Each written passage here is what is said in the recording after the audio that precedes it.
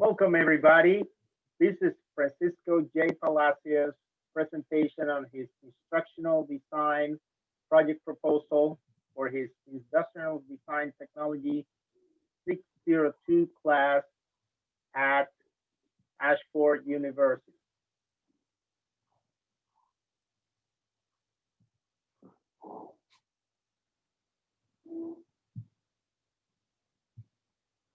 Hello. Technology. 2020 has been a year where some of it has become more prevalent than others.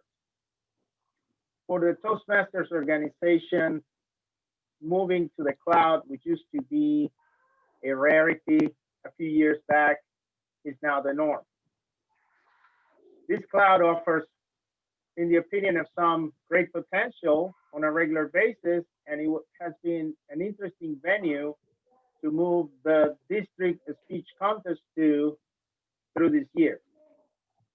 The intention of this presentation is to encapsulate an instructional intervention meant to document and help train those who are going to help with that content.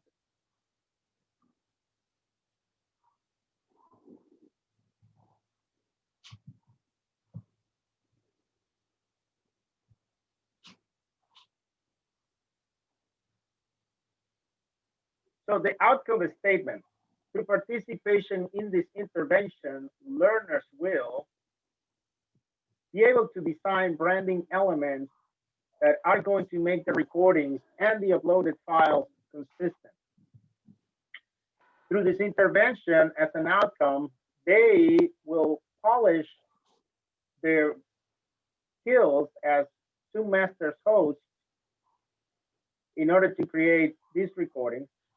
And finally, they will become comfortable not only labeling and naming these files, but also make them follow branding and description metadata, if you will, that will enhance search engine optimization. Search engine optimization, I believe that's what SEO stands for. As part of the instructional design intervention, the needs statement, once again, there's a perceived need to create the content and to use it for organizational PR.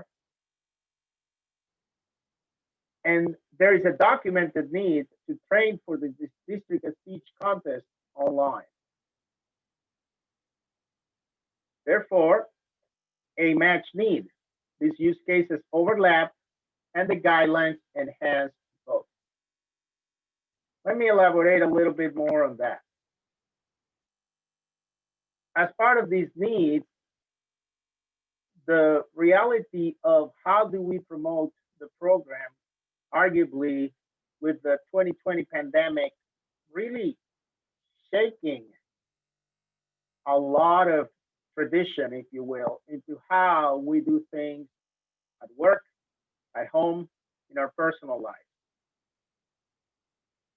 Some of us have seen how some clubs and some entities who had been really online all this time have managed to feed and curate their YouTube channels with pretty amazing speeches. So now that we're all essentially together in these places, why not figure out how to train?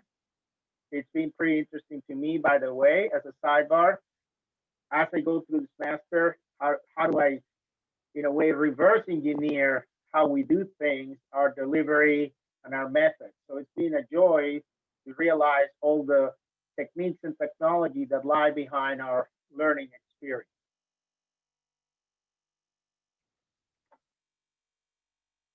Now we move on to ethics.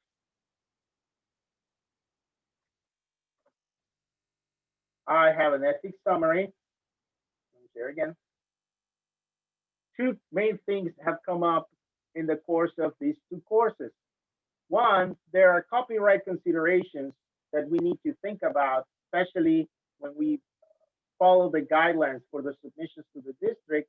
And overall, as we encourage people to record, they're ethical in terms of press and media releases, that culture of always asking, or in clear. These will be recorded. And again, the workarounds that have been found to do that. And all of this is very important to the project, because one of the things that you're going to hear about is that the project is based on social network-based learning. Arguably, we can also call it crowdsourcing, but it's something that, it's already happening. I'm not reinventing the wheel. I'm essentially trying to perhaps organize and document things that are already happening and perhaps help do more with that, thanks to this content that I'm able to peruse as I work on my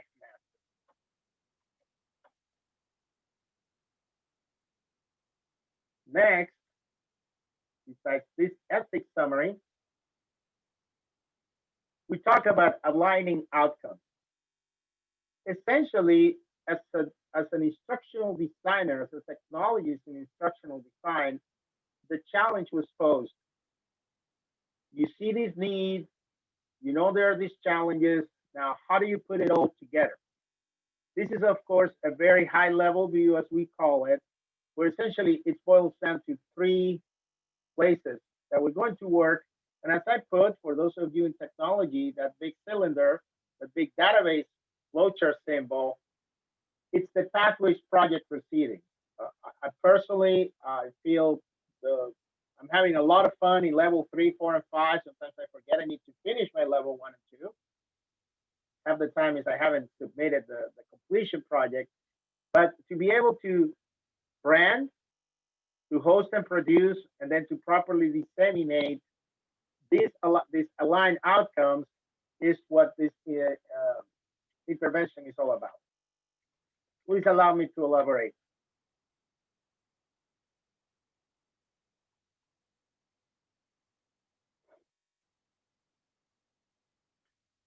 One thing that I found in the literature, namely in the Morrison textbook, is that the simplest approach, and I'm quoting, to determining whether an instructional intervention is needed is to ask one simple question. Is the problem due to a lack of a skill or a lack of knowledge? So if the answer is yes, then the solution will most likely require some type of instruction, either informal, such as on-the-job coaching or mentoring, or more formal, such as traditional classroom or web-based instruction. The plan for this intervention, as we call it in the industrial design technology world, is to deliver 4 hours of online asynchronous training, and then based on the recent rhythm that we have developed here at District 11, I am thinking that I'm going to add a 5th hour on a round table. Ideally, right now I'm the one member of the videographer team, but hopefully as this material comes out and is shared by others, find who else would like to feel a part of that videographer committee, see this goal of helping with the district contest, and above all, grow into what I feel is now a very commonplace task or a job for a handful of us when it comes to not only hosting, but also creating content as we're doing here tonight with a very specific purpose. So once again, this video illustrates the purpose of the intervention. I'm going to share again.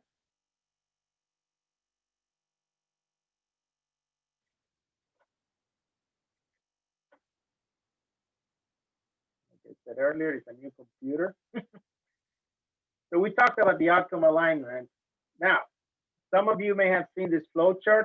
By the way, the flowchart has been designed in large part following the surveys that I was able to gather, thanks to some of you that are here. Lisa, one of the members of the audience, she has not taken part of the surveys, but she's a technologist, and I'm pretty sure this is going to be very easy for her to discern what we're after. So on the outcome flowchart, slide number 1, I'm breaking down the steps, if you will, of what this, as I call it, collaborative content creation and curation, or C4 intervention is meant to do. In the model of a swim lane flowchart, we have 3 lanes, in this case, 3 applications. Google Slides does the branding and nomenclature. I'm going to start doing a little bit of drawing here. Google Slides does the branding and nomenclature. Zoom helps with the staging and recording. And then YouTube does the sharing and curating. Now, for those of you familiar with swim lanes, you may wonder, so nobody's swimming on lane 3. Thing is, right now we're at the branding and the staging phases.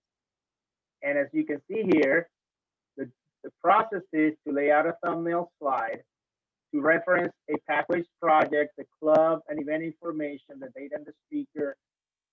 This may not be exactly what international requires when we submit. I feel these are best practices when we build a library to make sure that we document and we put out a thumbnail slide at the beginning of the recording that matches what we're going to upload to YouTube later. And more on that, those details later on the outcome flowchart number 3 slide. So we're still here on the branding and staging. And when we set up the Zoom meeting, we inform people like today, hey, this has to do with this and that. And the reason why is that Zoom will save some of that information as part of the file name. Next. I need my mouse, sorry. Oh, outcome flowchart, slide number 2. We are now in the middle of the process. It's only 3 portions of the process. We're now hosting and recording. We saved our thumbnail slide. We have it handy to share it. Then when we're doing the Zoom staging and recording, after sharing the thumbnail slide, as you saw me do before, we hit the record button. We keep it there long enough so that it marks, if you will, the beginning of the tape. And then we run through our time prepare manual pathways project and we simply hit record. This is pretty straightforward, and this portion is something that most of us are now very familiar with. If you would have told me that a year ago, so many people would have been proficient with Zoom, I would have smiled. But now it's an everyday thing, and for some of us, it's part of what we do at work. Finally, we saved our slide. We're now in the sharing and curating phase, last portion of the use case. We're now completing the Zoom portion by storing it. It could be locally or of cloud storage. The beautiful thing about becoming an instructional designer is that one realizes the beauty of minutia. There is, I believe, a TED talk that we used on our schoolwork that talks about there's about 400 steps if you want well buttered toast. I thought it was just stuck in my head because what? So many steps to make toast. And of course, it rhymes with Toastmasters. So this fetch recording portion, as we work on the documentation, we all know that it could be local, the caveats of doing it locally, to have to stop the meeting so that you can get the file going. Or in this case, I was fortunate enough to have access to an enterprise account where I can fetch it off cloud storage. But then that also becomes a completely separate use case, if you will. Finally, we're at YouTube. Here in YouTube, we have the sharing and curating. Remember that matching the thumbnail file? We have it handy. Also, from the Google Slides, we have the YouTube video upload with the reference information. We already have that. We prepare it graphically and in text form available. The uploading, those of you who do it, there's a lot of details and nooks and crannies, if you will, that help with curation for search engine optimization. I'm pretty sure at the end in the Q&A portion of today, we have experts in these fields that are going to teach us and tell us a lot about it. Finally, once everything is said and done, we have finally, we're at the promised land.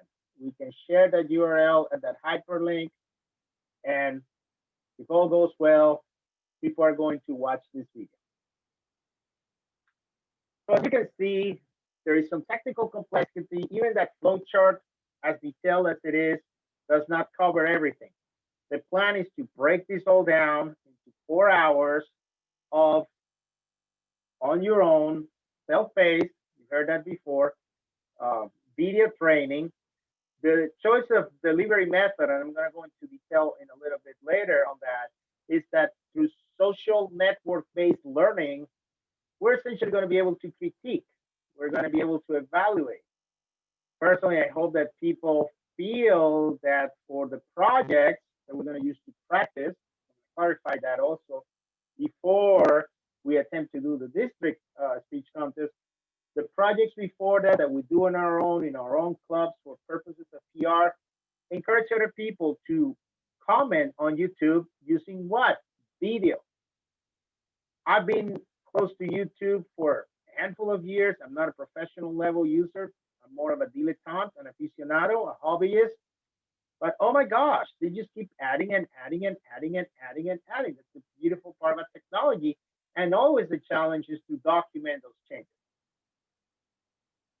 So we go back to the presentation. We left at the flow chart, part 3. And we talk about the instructional strategies, as they call them. I'm pretty sure most of us, as Toastmasters and as professionals, can smile and look at the breakdowns. These are called the Bloom's verb, the Bloom's taxonomy of verbs for education. So this is, again, a pretty broad set of standards. The plan is to apply, to compare, predict, above all, demonstrate, produce, create, and then show through overt practice what we have learned. The instructional resources as such, they're cataloged as what are you going to base this intervention on. I went for things that we already use, Google Slides, YouTube, perhaps Google Drive to share. We're here in Zoom, obviously. And I added these 2 resources, such as Facebook and LinkedIn. Most likely, Facebook will be a private group, and LinkedIn will be a more open group where we can agree to post some of these, again, for comments and critiquing. Recently, some of us took part of the presentation by the program quality director, and that's what he left us with practice, practice, practice. So the delivery method, this is my favorite slide. Guess what? It's on the textbook. On how to do it, on the design portion of the Piskurich book, Piskurich, page 127, we have for delivery mentoring. And look at the other words that are next to it. We have mentoring, we have coaching, or on-the-job training. I was really elated is when I saw the overlap between these. I will not read the description or the advantages, but of course, I'm going to focus a little bit on the limitations. It is challenging, you know, if you compare it to other delivery methods. Again, these are textbooks on education. It may lack consistency and uniformity. It's difficult to accommodate for group learning. And yes, you know, they say it may interfere with regular equipment, but look at all the advantages that are there. And don't they sound familiar? So again, something that we already do. Finally, the assessment plan. Checklist. I was even thinking how most of what we do in Pathways is a checklist. I'm going to even try to follow it graphically to have an event rundown checklist when we get to that. The assessment plan, to me, the pass or fail, even though there's no passing, no failing, it's just, are we going to be able to submit these files to international properly? Again, we're going to create a community that enjoys doing video and video commenting. And finally, is this going to bring interest to our members and our clubs into what we do? I have to show you this final slide. There's a project timeline, and we all know it, through winter 2021. Implement, if you will, collaborating and documenting all levels below the district. And before we go to the contest, hopefully a couple of weeks before, to have the round table. And this is the one that I said, I need to have this in the presentation. I need to have my references. I know it's an eye chart, and I'm going to stop. We're at 20 minutes and 47 seconds. I really, once again, would like to appreciate your time tonight, helping me with this project. I hope that the next 25 minutes after the lecture, we can hash out some very creative, very technological, and I would say razor sharp questions and answers, as I am not by any ways or means the owner of this. I am merely trying to frame it and deliver it as part of my work as the district, part of the district videographer committee. I'm now going to put up the share again. Let's move it back to the beginning. Okay, that's another branding second here. Before I hit stop, this way I have a bookend, graphical bookends on both ends, and in 3, 2, 1, stopping.